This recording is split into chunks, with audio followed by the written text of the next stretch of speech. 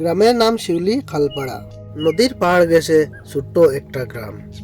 চারদিকে বাগান, ধান ক্ষেত, আর দূরে ঘন একটা বাঁশের চড়, যার চারপাশ দিয়ে রাস্তা চলে গেছে শ্মশানের দিকে। শহর থেকে সদ্য গ্রামে ফিরে এসেছে আরিন্দম ডক্টর। বাবার মৃত্যুর পর বাড়িটা ফাঁকা হয়ে পড়েছিল। সে ঠিক করেছে যে সে আর শহরে থাকবে না। বাবার স্মৃতি আর নিজের শিকড়কে আঁকড়ে ধরতে চায় সে। প্রথম কয়েকদিন ভালোই কাটছিল।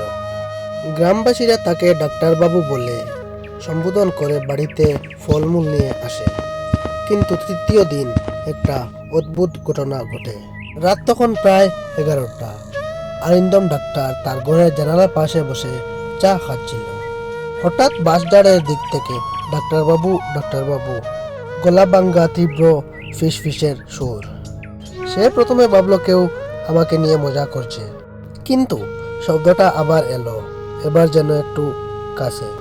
চা রেখে আরিন্দম ডাক্তার উঠলেন, বারান্দায় এলেন। বাইরে হালকা অন্ধকার, ল্যান্টার্ন নিয়ে বেরোলেন তিনি। হঠাৎ তিনি দেখতে পেলেন যে রাস্তার পাশে একটি ছায়ামূর্তি দাঁড়িয়ে আছে। স্পষ্ট নয়, কিন্তু মানুষ বলেই মনে হচ্ছে। তিনি এগিয়ে গেলেন সামনের দিকে।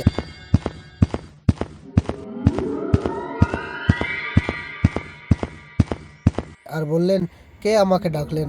আপনি কে? কে ওখানে আছেন? ওনার ডাকের আর কেউ উত্তর দিল না।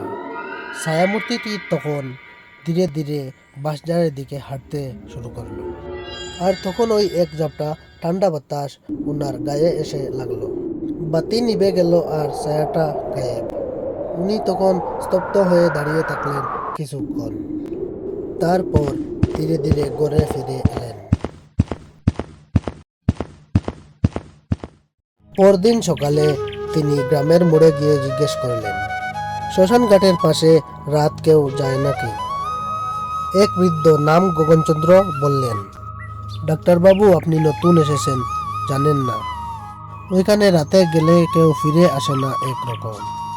10 বছর আগে শিবু মাঝি হারিয়ে গেল, শুধু পায়ের ছাপ ছিল বালুর উপর। মানুষটা উদাও। আরিন্দম ডাক্তার হাসলেন, ভূত টুত কিছু না খাকো, এসব কুসংস্কার। গগনচন্দ্র চুপ করে গেলেন, কিন্তু ওনার চোখে একটা আতঙ্ক ছিল। যেটাই হোক না কেন, কিন্তু আরিন্দম ডাক্তারকে একটা অস্বস্তিতে ফেলল।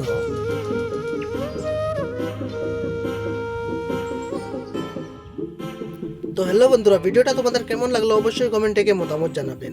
আর যদি ভিডিওটা ভালো লাগে থাকে তাহলে ভিডিওটাকে লাইক করে চ্যানেলটাকে সাবস্ক্রাইব করে পাশের বেল নোটিফিকেশনটা অন করে নেবেন। ভিডিওটা দেখার জন্য সবাইকে অসংখ্য ধন্যবাদ।